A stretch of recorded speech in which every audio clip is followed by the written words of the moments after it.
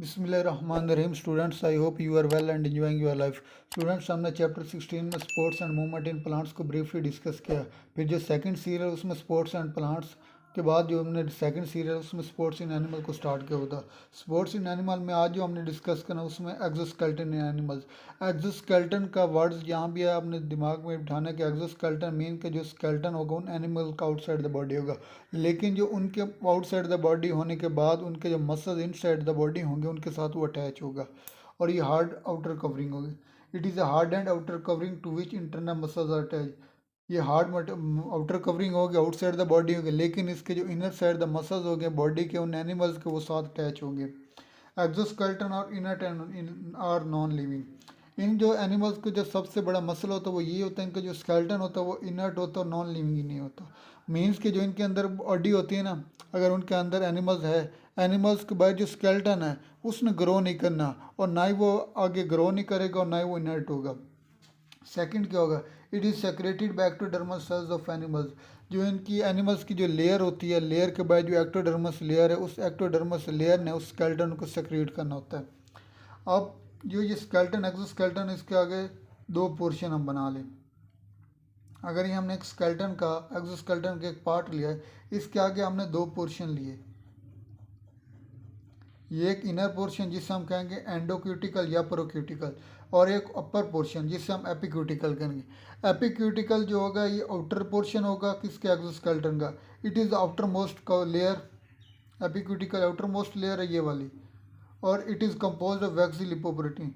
वैक्सी lipoproteins की means कि जो इनकी जो लेयर होगी ये इम्परमिएबल होगी, इनके अंदर ना कोई मिनरल्स ना कोई वाटर, आउटसाइड द बॉडी कोई भी एनिमल कोई साल्ट वगैरह कुछ इंटर नहीं होगी और ना ही कोई लीव वो करेगा।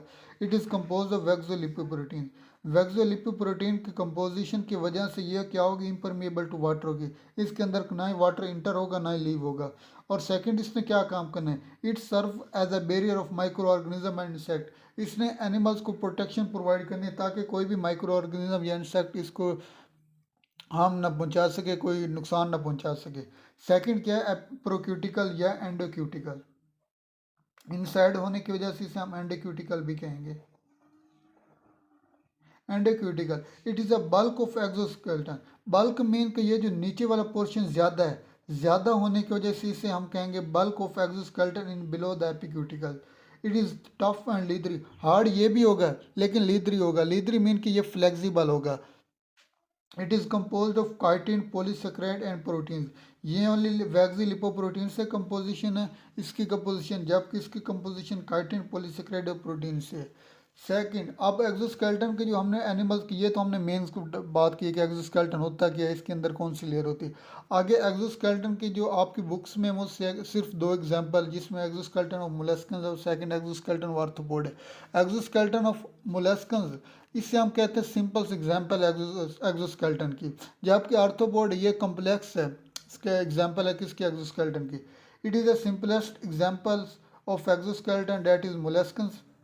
It consist of just one or two pieces. इसकी जो लेयर होती है मोलस्कन्स की एक्सोस्केलेटन की, वो या तो एक लेयर से मिलकर बनी होती है, ओनली वन लेयर होती है, या उसके दो पीसेज होते हैं या बाई लेयर होते हैं। अब मोलस्कन्स के आगे फर्दर दो डिवाइड किए गए, दो एग्जाम में, कि मोलस्कन्स एक लैंड पे रहने वाले होते हैं, एक सी वाटर में रहने वाले होते हैं। मेरीन मोलस्कन्स जो कि सी वाटर में रहते हैं, लैंड मोलस्कन्स जो कि ज़मीन में रहते हैं। मरीन मोलस्कन्स की जो लेयर होती है बाइलेविया, इट इज़ अ बाइलेविया। बाइवेल्विया मीन्स इसकी जो लेयर होती है वो टू लेयर्स होती है, वन और टू पीसीस से मिलकर बनी होती है। Second, it is compose of calcium carbonate. आप देख लें कि अगर कोई भी चीज़ हार्डनेस है, किसी की चीज़ के अंदर हार्डनेस होने की वजह उसका जो पीछे राज है वो कैल्शियम कार्बोनेट है। कॉमन एग्जांपल ले लें, अगर आप चूने का पत्थर लें और संगमरमर का पत्थर लें। चूने का पत्थर हार्ड होता है लेकिन इतना हार्ड नहीं होता जितना संगमरमर का पत्थर हार्ड होता है। संगमरमर का पत्थर हार्ड इस वजह से होता है कि उसके अंदर कैल्शियम कार्बोनेट होता है। इसी तरह जो मेरीन मोलस्कन होता है उसका जो स्केलेटन होता है एक्सोस्केलेटन, वो हार्ड किस वजह से होता है, कैल्शियम कार्बोनेट की वजह से। जबकि जो लैंड मोलस्कन्स होते हैं उनका जो मिनरल उनका जो स्केलेटन होता है वो हार्ड होता है, लेकिन इतना हार्ड नहीं होता जितना मेरीन मोलस्कन होता है। कि उसकी वजह क्या है कि जो सी मेरीन मोलस्कन होता है वो सी वाटर से इजीली कैल्शियम कार्बोनेट ले सकते हैं, क्योंकि सी वाटर में एक्सेस अमाउंट में मिनरल्स होते हैं। जबकि लैंड पे एक्सेस अमाउंट में मिनरल्स ना होने की वजह से जो लैंड मोलस्कन होता है इनका स्केलेटन हार्ड होता है, लेकिन इतना हार्ड नहीं होता जितना मेरीन मोलस्कन होता है। इट लेक हार्ड मिनरल्स की लेक होने की वजह से, कमी होने की वजह से इनका जो स्केलेटन होता है वो मच लाइटर होता है as compare to the marine molluscans. Growth rings होता है क्या मोलस्कन्स, आपने अक्सर देखो जो सीपी होती है शेल्स, इनके जो सीपीज के जो शेल्स होते हैं इनके ऊपर यूं की तरह की लेयर्स बनी होती हैं, इसे हम रिंग्स कहते हैं। फॉर एग्जांपल अगर ये एक मोलस्कन्स की एक बॉडी है, ये एक बॉडी, इसके ऊपर ये स्केलेटन इसका, ये इनर्ट और नॉन लिविंग है ना। अब इनर्ट किस तरह है कि इसके अंदर अगर ये बड़ा हुआ मोलस्कस ने ग्रोथ की, जिस तरह आप लेके कॉमन एग्जांपल है कि अगर कोई छोटा बच्चा है उसने कपड़े पहने हुए हैं, 2-3 साल बाद उसके बच्चे की ग्रोथ होने की वजह से वो कपड़े छोटे हो गए। अब कपड़े छोटे नहीं हुए बल्कि बच्चे ने ग्रोथ की है। इसी तरह ये जो मोलस्कस की जब इसने ग्रोथ करनी है तो ये इसका जो स्केलेटन होगा ये छोटा हो जाएगा। अब इसने क्या काम करना है, ये अपना थोड़ा सा नीचे होना है, नीचे होकर ये अपना साइज बड़ा करने की वजह से जो इसका स्केलेटन होगा थोड़ा और बड़ा होगा। अब इसने फिर अब ये अगर इस स्केलेटन छोटा पड़ गया तो इसने अपना ग्रोथ और बड़ा करना है और स्केलेटन को मजीद इस तरह के ऊपर इसके ऊपर लेयर बनती जाएंगी, इस तरह की लेयर जिसे हम ग्रोथ रिंग्स कहेंगे। Molluscan shells grow as animal grow, book पे तो लिखा हुआ कि एनिमल सेल्स के साथ साथ मोलस्कन सेल ग्रो होता है, लेकिन ग्रो नहीं होता है, बल्कि वो क्या करता है शेल्स की मेन ग्रोथ तो इस तरह होती है कि यही एक ही शेल, एक ही रिंग बार बार आगे आगे फर्दर ग्रो बढ़ती जाएगी, लेकिन ग्रो नहीं हो रही। ये शेल जो होता है मोलस्कन ये खुद अपनी लेयर बढ़ा रहा है, जिसको हम कहेंगे molluscan shell grow as an animal grow. Second काम क्या गया, growth rings are apparent on the shell, shell के बाहर अपेरेंट होंगी, नजर आ रही होंगी ये जो। थर्ड क्या हो गया, सॉफ्ट पार्ट ऑफ मोलस्कन, ये जो मोलस्कन का सॉफ्ट पार्ट है इसने क्या करना है, इसने हैव हाइड्रोस्टैटिक स्केलेटन, इसके ऊपर एक और स्केलेटन होगा जिसे हम कहेंगे हाइड्रोस्टैटिक स्केलेटन, जिसके अंदर वाटर परमिएबल होगा और मिनरल्स परमिएबल होगा, जिसने ऊपर जो शेल्स होगी लेयर्स होगी स्केलेटन की जो लेयर्स होगी उसको साल्ट्स और मिनरल प्रोवाइड करनी है। ये तो हो गया एक्सोस्केलेटन ऑफ मोलस्कन। जो second exoskeleton of arthropod, complex skeleton की अगर बात करें तो वो कम्प्लेक्स स्केलेटन में आर्थ्रोपोड होता है।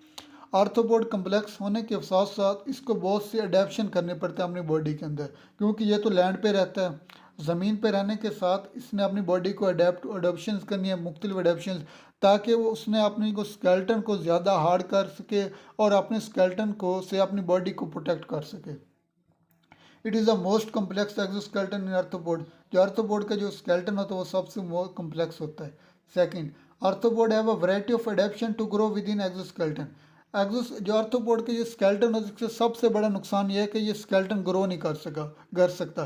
ग्रो ना करने की वजह से इस जो आर्थ्रोपोड्स होते हैं, जिस तरह कॉकरोच होता है, आर्थ्रोपोड ये जो कॉकरोच होता है इन्होंने क्या करना होता है, अपने स्केलेटन को शेड कर देना, गिराना होता है, फिर दोबारा नया बनाना होता है, फिर गिराना होता है, फिर दोबारा नया करना होता है। इसी तरह ये सबसे बड़ा इनको नुकसान होता है। इन्होंने इससे बचने के लिए अपनी बॉडी में मुख्तलिफ अडेप्शन करनी है। अब वो अडेप्शन क्या होगी, फ़र्ज़ किया कि ये एक आर्थ्रोपोड की एक लेयर है, इसका जो स्केलेटन है वो इनसाइड इस तरह होगा बॉडी में,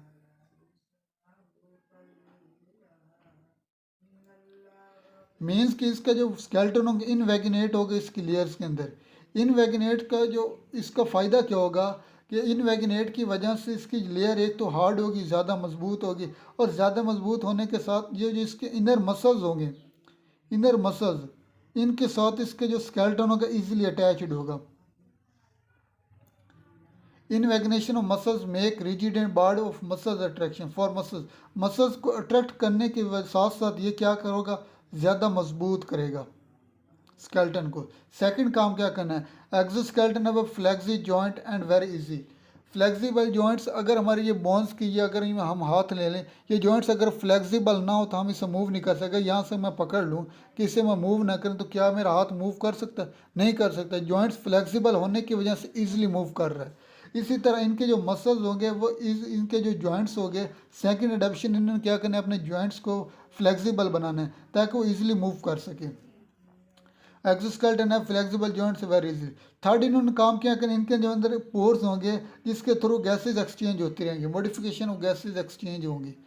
फोर्थ पॉइंट क्या करना है, हैव अ सेंसर, इनकी लेयर के ऊपर, इनके जो स्केलेटन के ऊपर बॉल्स लाइक या हेयर लाइक या हम लेंस लाइक कह लें कि कुछ रिसेप्टर सेल्स होते हैं जिसे हम कहते हैं सेंसिला।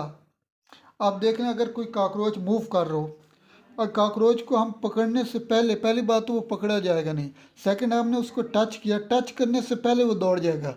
उसके वजह क्योंकि उसके बॉडी के ऊपर जो सेंसिला होता है वो ब्रिस्टल लाइक जो सेल्स होते हैं वो उसके एज एन सेंसरी रिसेप्टर के तौर पर काम करते हैं जिससे उसे बताते हैं कि कोई एनिमी या कोई हार्ड मटेरियल या कोई इसकी बॉडी की तरफ मूव कर रहा है ताकि वो अपने आप को इससे प्रोटेक्ट कर सके।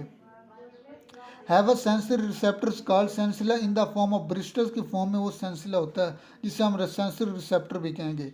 It protect against enemies rough and dry environments, ये इस वजह से ये जो आर्थ्रोपोड्स होते हैं ये रफ इन्वायरमेंट में भी रह सकते हैं, ड्राई इन्वायरमेंट्स में भी। किस वजह से, ब्रिस्टल्स की वजह से।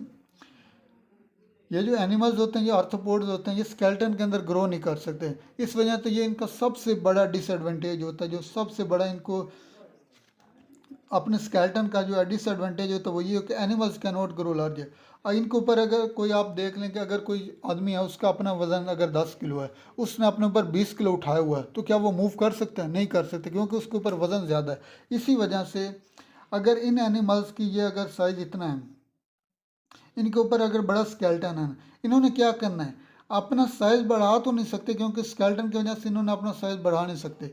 इन्होंने क्या करना, अपना स्केलेटन को शेड कर देना है, स्केलेटन को गिरा देना है और दोबारा से एक नया स्केलेटन जनरेट करना है अपने साइज के मुताबिक। इसको हम कह सकते हैं, इस प्रोसेस को हम कहते हैं एक्डाइसिस या मोल्टिंग कहते हैं, जिससे हम इंशाल्लाह नेक्स्ट लेक्चर में डिस्कस करेंगे एक्डाइसिस का प्रोसेस क्या है और एक्डाइसिस का, और ये टोटली किस तरह एनिमल्स के अंदर होता है। तो अभी तक के लिए इतना, इंशाल्लाह मिलेंगे नेक्स्ट ईयर में, तब तक के लिए अल्लाह हाफिज़।